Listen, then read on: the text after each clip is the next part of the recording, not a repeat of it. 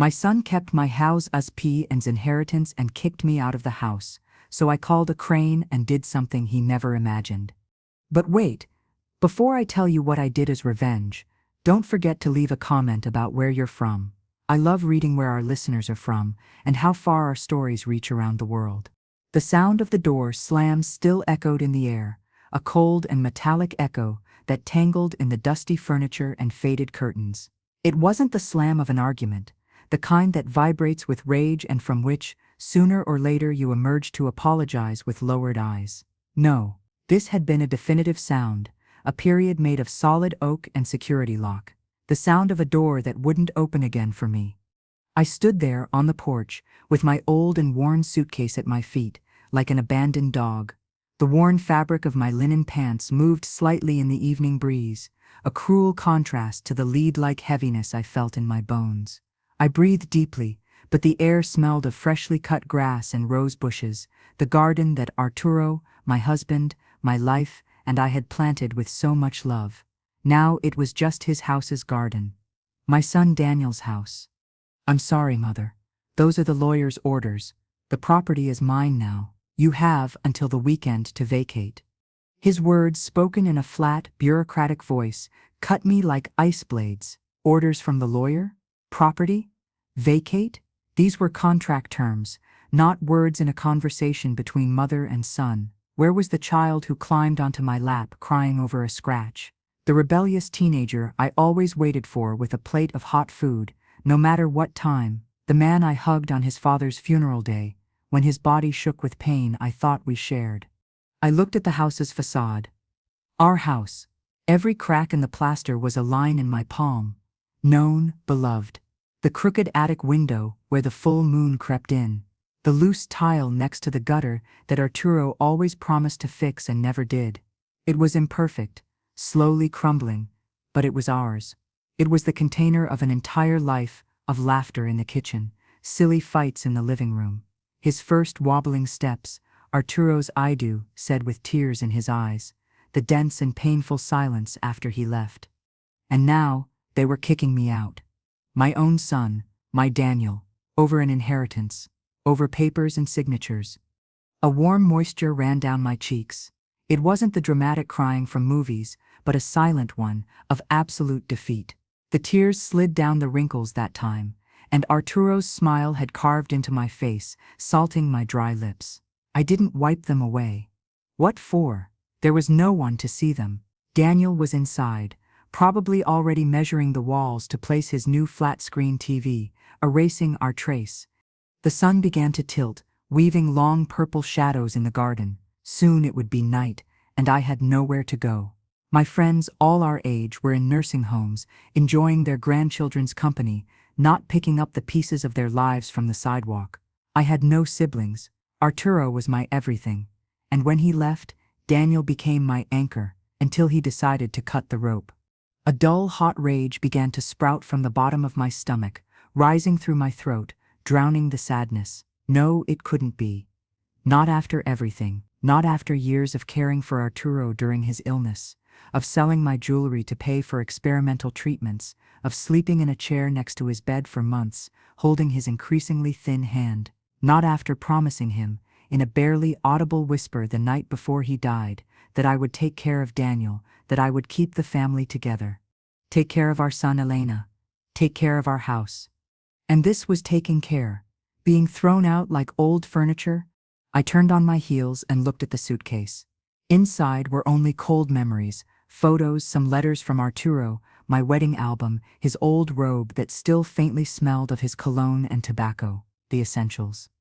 Daniel had kept everything else, the silver cutlery we chose together, the china we used on Sundays, Arturo's leather chair where he sat to read the newspaper. Suddenly, the rage crystallized into an idea. Lucid, cold, devastating. So absurd that for a second I thought I was going crazy, but then I looked at it head on, and I knew it was the only thing I could do. The only way for him to understand. The only way they couldn't keep anything else. The only way they couldn't profane even one more brick of our sanctuary. I walked determinedly toward the phone booth that still remained on the corner, the same one from where I called Arturo to tell him I was in labor. I took out my wallet. My trembling fingers found the worn card I had kept for years. Martinez Cranes and Demolition, 24-hour service. I dialed the number. Each tone sounded like a heartbeat, accelerated, furious. "Good evening, Martinez Cranes," said a rough voice with a worker's accent. "Good evening," I said, and my voice sounded strange, serene, as if it wasn't mine. "I need a service." "Tell me, ma'am, did your car break down?" "No. It's not a car. It's a house." A silence on the other end of the line. "A house, ma'am? You mean you have rubble to remove?" "No." I breathed deeply, fixing my gaze on the silhouette of my home against the orange sky. "I want you to demolish it, right now." "Ma'am, that's not something you do like that. You need permits, blueprints, an inspection. I'll pay you triple your usual rate, in cash." "Right now," I insisted, and the tremor in my voice had disappeared, replaced by steel-like firmness. "It's a small house. One story, no one inside. I just want it to disappear." There was another silence. Longer. I could hear the murmur of a radio in the background and the sound of someone sipping coffee. "Are you sure, ma'am? It sounds like a family problem. We don't like trouble." "There will be no trouble." I lied shamelessly. "It's mine. The deed is in my name. Or it was. Until today. Please. It's important." I didn't beg. I ordered, with the same authority with which I asked Daniel to eat all his vegetables when he was little. The voice on the other end hesitated for another moment. "Give me the address." I gave it to him. Every number, every street sounded like a tombstone over my own heart.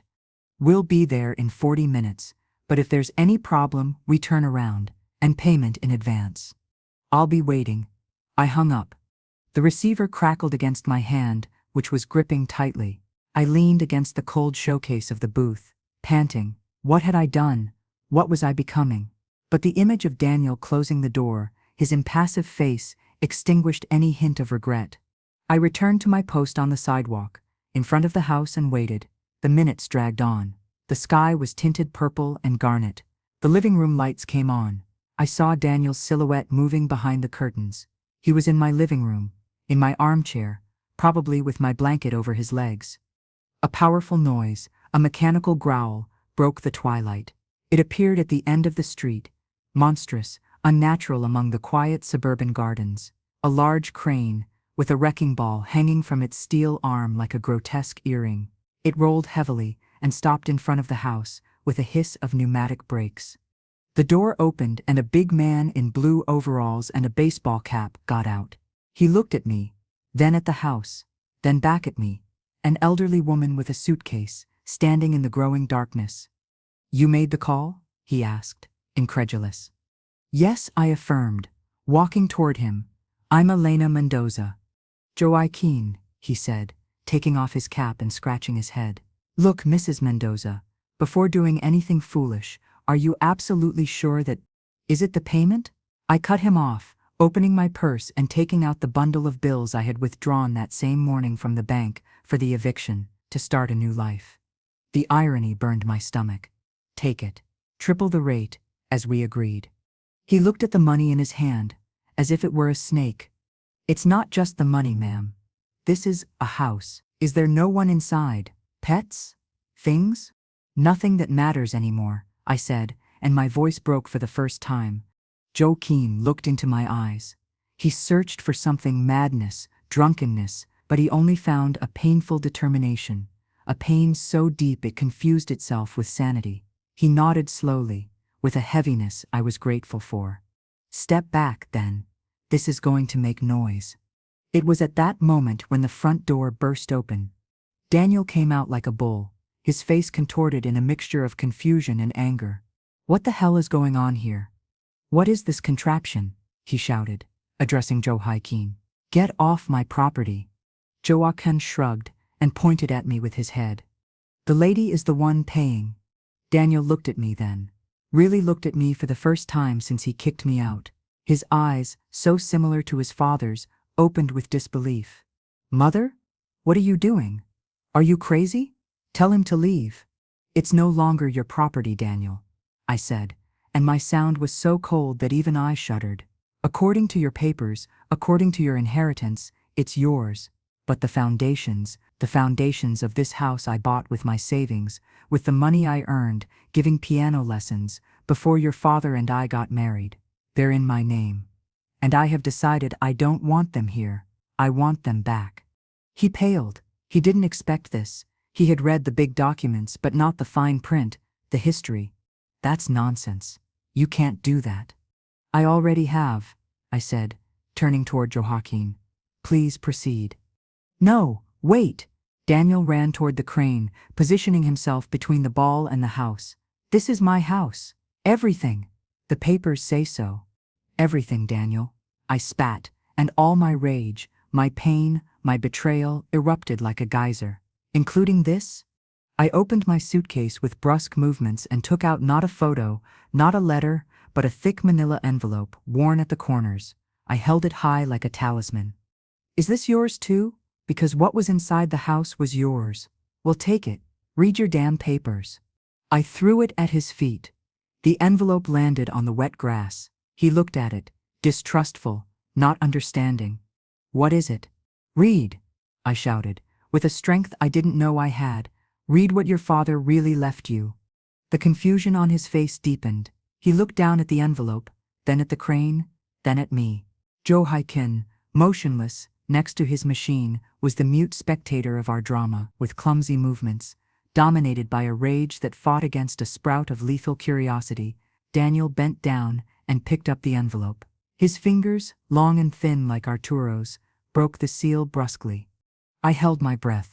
The world reduced to that piece of paper, to the dim twilight light that barely allowed us to see, to the purr of the crane, to my heart hammering in my ears. He pulled out a document, thicker than he expected. It wasn't the cold clauses of a will. It was cursive handwriting, elegant and so familiar from Arturo, pages and pages written by hand. A letter. The letter. Daniel began reading silently, his eyes racing through the lines hastily. I could see the words even though I was meters away, because I had read them 1,000 times, I had memorized them, they had been my comfort and my condemnation during all these months. My dear Daniel, if you are reading this, it's because I'm no longer here, and there are things a man must tell his son, things that sometimes pride or fear prevent us from saying in life. I saw how his angry frown began to soften, how his lips pressed in a thin line, parted, how his breathing, choppy from rage, became deeper, slower. This house, every brick, every crack, every memory it contains, is not just patrimony. It's your mother's sweat, her tears of joy the first time we entered, her sleepless nights taking care of you and then taking care of me. It's her strength, Daniel. Her love made concrete and beams. Daniel looked up for a second, looked at the house, and then returned to the paper. His hand began to tremble slightly. I leave you the property, yes, because you are my blood and my future. But I leave it to you with a condition, with a sacred mandate, that you take care of her, of the house, and of your mother. May they be your greatest treasure, because money is spent, things break, but this is your story. Our story. Don't abandon it. Don't throw it away. Don't let the cold world make you forget the warmth of this family. His eyes raced through the pages faster and faster, devouring the words, the confessions of his father, the advice, the anecdotes that revealed a depth Daniel never wanted to see. Arturo spoke to him not as to an heir, but as to a son. He pleaded with him, begged him, entrusted him with our protection. If you ever doubt, my son, remember this: the day you left for university, your mother sat on the stairs and cried, not from sadness, but from pride. And she kept your room exactly as you left it, because she said that way. When you returned, you would always feel that this was your home. A sob escaped Daniel's lips, muffled, hoarse. He brought a hand to his mouth. The paper crumpled in his fist. Don't let this become a simple transaction. Don't let the lawyer and the notary steal what really matters. Take care of your mother. Love her. Because she is the best of me that remains in this world, and the best of you too. Daniel couldn't continue reading. He looked up at me. Tears flooded his eyes, dragging with them the fury, the arrogance, the coldness. His face decomposed into a gesture of pure, childlike pain. He was my little boy again. the scared child who sought comfort in my arms. Mother, he managed to articulate, with a broken voice I barely recognized. I didn't know, he told me. The lawyer said that the will was clear, that everything was mine without conditions, and you didn't think to ask? I said, and my voice now did tremble, loaded with an emotion I could no longer contain. To come talk to me? To sit by my side and ask me what your father really wanted? What I wanted? Did you prefer to believe a stranger in an expensive suit than the memory of your own father? Than your mother? I got scared. He confessed, and it was the first truth that came out of his mouth in weeks. The mortgage, my debts, I thought it was the solution, that you would understand, that you could go to a nursing home, that you would be better off. Better off? The word came out like a whiplash. Better off away from your father's memories? Better off away from you? He lowered his head, ashamed. The document hung from his hand like a surrender flag. I'm sorry. My God, Mother, I'm sorry. I haven't been able to sleep. I haven't been able to think since Dad left. Everything has fallen apart, and he swallowed saliva, struggling to form the words. I was afraid to fail, afraid of not being the man he expected. And instead of facing it, I hid behind papers and stupidities. Joaquin, from his crane, cleared his throat. Ma'am, do we proceed? Or... Daniel turned toward him, with panic in his eyes. No, please, no, stop, I beg you. Then he turned to me, pleading. Mother, please, stop him. Come in, please, talk to me, scream at me, hit me, whatever you want. But don't destroy our house. Don't destroy the only thing I have left. I looked at him. At my son, defeated, broken, repentant. The wrecking ball hung motionless, a frozen threat in time. The noise of the crane's engine was the only sound, a continuous bass that vibrated in the ground. Was this enough? Could a late repentance rebuild what had been broken? Could I forgive the pain of being thrown out of my own home? Tears returned to my eyes, but this time they weren't from rage or desperation. They were from an immense sorrow, for him, for me, for Arturo, who from somewhere would be watching us with his heart broken. I took a step forward, then another. My feet seemed to weigh a ton. I stopped in front of him. I raised my hand, and with a softness that contrasted with the violence of the moment, I took the document from his numb fingers. This letter, I said, caressing the paper, your father gave it to me a week before he died.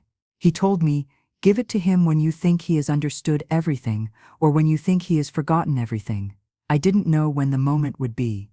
Today I knew it was today. He cried silently, tears streaking his face without shame. I have forgotten everything, Mother. Forgive me, please. The sound of a car braking abruptly made us both turn. A taxi stopped behind the crane, with a screech of tires. The back door opened, and an elderly woman, petite, with a beige coat and white hair gathered in an impeccable bun, got out with difficulty. She leaned on a cane and looked at the scene with a mixture of horror and determination. It was Clara, my mother-in-law, Arturo's mother.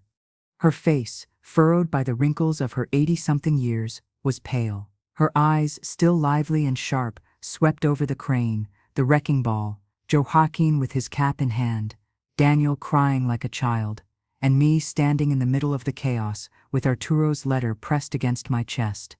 What barbarism is this? She exclaimed, and her voice, though tremulous with age, had an authority that cut through the tension like a knife. Daniel, Elena, have you gone mad? I got off the plane and the taxi driver told me there was a crane at my address. What is happening here? Daniel wiped his tears with his sleeve, ashamed that his grandmother saw him like this. Grandma. Clara didn't pay attention to him.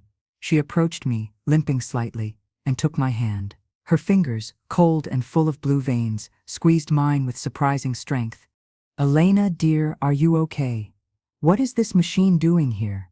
Before I could answer, her gaze fell on the document I was holding. Her eyes opened slowly, with instant recognition. My God, she whispered. It's Arturo's letter. Have you given it to him? I nodded, unable to speak. She closed her eyes for a second, as if an old pain pierced through her. Then she looked at Daniel with infinite sorrow. "Have you read it, child?" she asked, her voice now soft, maternal. Daniel nodded, unable to articulate a word. Clara sighed, a sigh that seemed to carry the weight of all generations. "I asked him to," she said, addressing me, "but so Daniel could hear. I asked Arturo to. I told him, 'Write what you feel, son, because that stubborn and proud boy of yours is like his grandfather, and one day when you're not here, he'll need to hear your voice in the clearest way possible.' But I never imagined this." She turned toward the crane, toward Joaquin, who observed the scene with palpable discomfort. "Young man," Clara said, with absolute dignity, "thank you very much for your time. We no longer need your services. You may go. We'll pay for your trip. Of course." Joaquin looked toward me, seeking confirmation. I nodded slowly. He shrugged, relieved, got into the crane and with a roar began to fold the mechanical arm. The wrecking ball, which had been about to erase our past, retreated.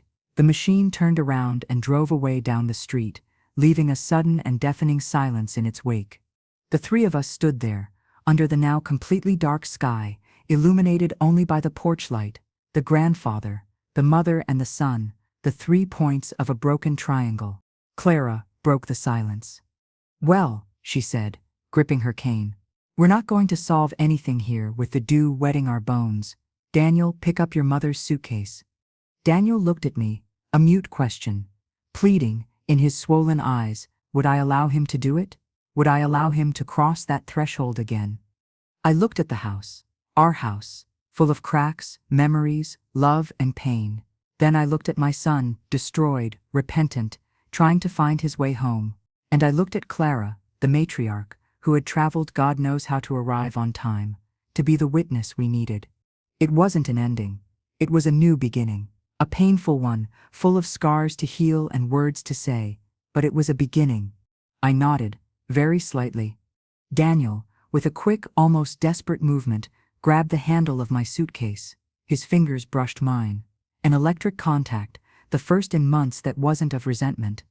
"Come on," Clara said, taking command. "Inside, we need to put the kettle on. And this time, Daniel, you'll serve." And taking a hesitant step, followed by a son who was no longer a man, but a lost child, and by a daughter-in-law who carried the weight of betrayed love, Clara opened the house door, the same door that hours before had closed with a slam. Now it opened with a familiar creak, inviting us to enter, to face the ghosts, to rebuild, from the foundations, what the cold world had tried to demolish. The creak of the door opening sounded different this time. It wasn't the cheerful and anticipated sound of someone coming home after a long day, nor the tired whisper of routine. It was a grave, expectant sound, like that of a tomb being opened to allow the living to face their dead. The threshold I had crossed 1,000 times with the shopping bag, in a hurry, with Arturo holding my hand, now seemed like an invisible border between two worlds, the one before the slam and the one after. Clara entered first, her cane hitting the tile floor with a firmness that belied her fragility. She was the anchor, the compass in our particular storm. Daniel stayed at the threshold, holding my suitcase with one hand and rubbing the other against his pants, nervous, as if he feared staining the purity of a place from which he had been expelled by his own stupidity. I entered last. The air inside the house hit me. It smelled clean, of bleach, of a pine air freshener I never liked. Daniel had cleaned, had erased the smells of our life, the morning coffee aroma, the slight smell of humidity from old books, the ghost of Arturo's pipe tobacco that refused to disappear from the armchair.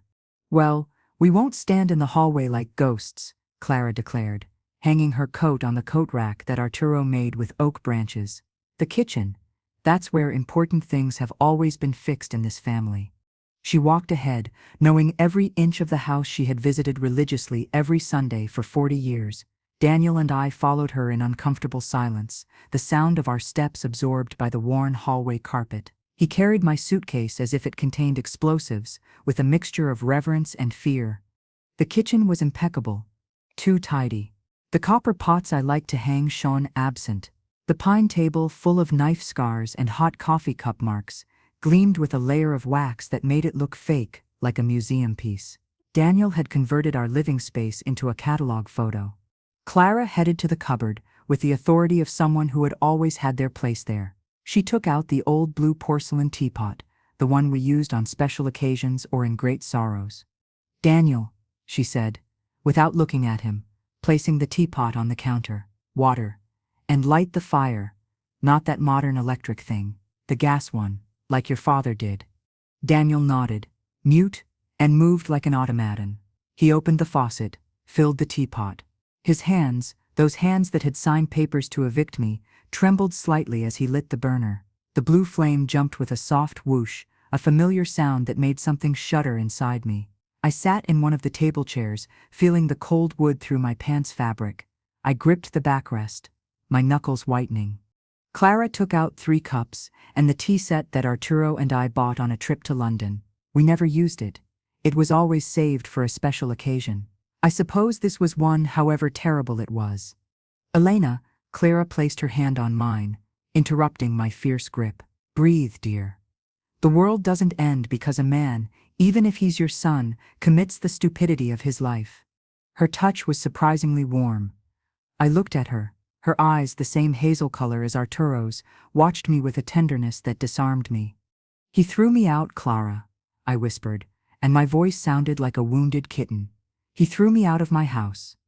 "I know," she nodded, with infinite sadness. "And he has been the biggest idiot this family has ever birthed. And look, his grandfather, may he rest in peace, did some things, but this takes the cake." Daniel, who was with his back to us watching the water, shrank his shoulders as if he had been whipped. Silence again took over the room, broken only by the crackling of the flame and the slight whistle that the teapot began to emit. Daniel moved, clumsy, looking for the tea bags. He searched in the wrong cupboard. "To the left, Daniel," I said, unable to help it. "In the chicken-shaped tin. They've always been there." He froze for a second. A spasm of pain ran down his back. Then he nodded and opened the correct cupboard. He found the tin, the ceramic chicken. Kitsch, ugly, that I adored and embarrassed Arturo. Daniel held it in his hands, looking at it as if it were an artifact from another civilization. The teapot's whistle became sharp, demanding. Daniel started and turned off the fire. He took the teapot with a cloth, the same worn and soft kitchen cloth we had always used, and brought it to the table. The steam rose in ghost spirals, slightly fogging the air between us. He sat down. For the first time, the 3 of us were around the table, Clara at the head, like a benevolent judge, Daniel and I facing each other, like adversaries in a duel from which we had both emerged wounded. No one touched their cup. "Well," Clara said, serving the tea with a steady hand, "let's start at the beginning. Daniel, why?" Daniel lowered his gaze to his cup. The steam caressed his face, but he seemed frozen. "The lawyer? Mr. Rivas?" He swallowed saliva. "After the funeral, he called me to his office. He told me the will was clear and irrevocable, that the house, all the properties, everything, passed to my name, that it was my responsibility, and that sometimes, in these cases, the most sensible thing was to free elderly family members from burdens, that nursing homes nowadays are wonderful, that it was what Dad would have wanted, a clean transition." "And you believed him?" I asked, unable to contain the tremor of rage in my voice. That vulture in an expensive suit who didn't even come to the funeral. Without consulting me? Without showing me the papers? He showed me the will. He looked up, desperate. It was signed by Dad. It was legal. And I— "You what, Daniel?" Clara pressed, her voice soft but implacable. "I was afraid," he exploded, hitting the table with his palm. The cups trembled, the tea stirred. "Afraid of everything, of the mortgage that Dad had renegotiated, and that's due in 6 months, of my company debts, of not being able to maintain this, of disappointing him. He made everything so easy, he was so strong, and I'm not him, I'm a disaster." His words came out in torrents, interrupted by sobs he could no longer contain. He brought his hands to his face, hunching over the table as if his stomach hurt. "I thought if I fixed everything quickly, if you went to a safe place, if I sold the house and paid off the debts, then I could breathe. I could be the man I was supposed to be, but it was just a facade. a shitty facade. The crudeness of his words, so out of place in his always measured mouth, impacted me. I saw him there, collapsed, and a part of me, the maternal part, wanted to hug him, tell him everything would be okay. But the other part, the wounded part, was still bleeding. "And at no point did you think of me?" I asked, and my voice was barely a thread. "Of my pain? That I had just lost your father? That this was all I had left? That he promised he would take care of me?" He shook his head, without removing his hands from his face. "I saw you strong. You've always been the strong one, Mother. The one who endured everything with Dad, who didn't cry in front of anyone. I thought that you would overcome it. That you were made of different stuff." "I'm made of the same stuff as you, Daniel," I said, and a hot tear fell into my teacup without making noise. "I break the same way." Clara let out a long and tired sigh. "Mr. Rivas," she said, and there was a hint of ice in her voice, "has always been an ambitious man. Arturo didn't like him, but he was the company lawyer. He must have seen a juicy commission in selling a property like this, and a vulnerable, grieving son was easy prey." "What?" Daniel removed his hands from his face. His eyes were red, bewildered. "A commission?"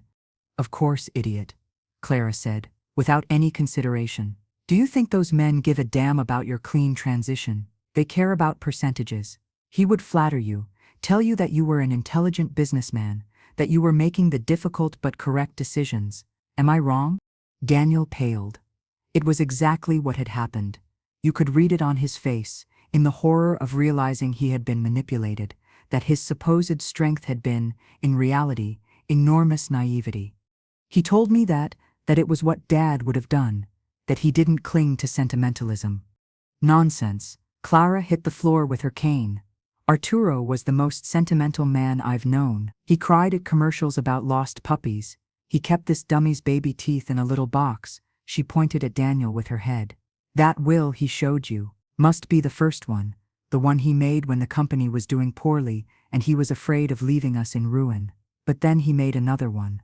After the first diagnosis, when things became clear." Daniel and I stared at her. "Another will?" I asked, confused. Of course, Clara drank a sip of tea, as if she were revealing the weather forecast. "He asked me to be a witness. He signed it here at this same table, on a rainy afternoon. He said, 'Mom, this is what I really want, and in that will, Elena, the house is yours. Lifelong, usufruct. And Daniel gets the company shares and investments, which are more than enough to pay any stupid debt he may have contracted.'" The air was expelled from my lungs. Daniel was left open-mouthed like a fish out of water. "And Balzan, and why?" he stammered. "Why didn't you know?" "Because Arturo was stubborn and proud, like you. He wanted you to choose to do the right thing, to take care of your mother out of love, not legal obligation. The other will, the real one, should only be opened if you proved not to be up to the task." Clara looked at me, and for the first time I saw tears in her eyes. "He made me promise I wouldn't say anything, that he trusted his son. And I trusted, until the taxi driver told me about the crane, and I knew everything had gone wrong." The silence that followed was absolute. You could hear the tick-tock of the cuckoo clock that Arturo adored and Daniel always found tacky. The world had turned upside down again. Daniel's betrayal was suddenly deeper and more foolish than I had ever imagined, and at the same time, more understandable. He had been a pawn in a game he didn't understand, manipulated by his pain and another's greed. Daniel got up from the chair so abruptly that it fell backwards with a dry crash that made Clara and me jump. He brought his hands to his head, walking back and forth in the kitchen like a caged beast.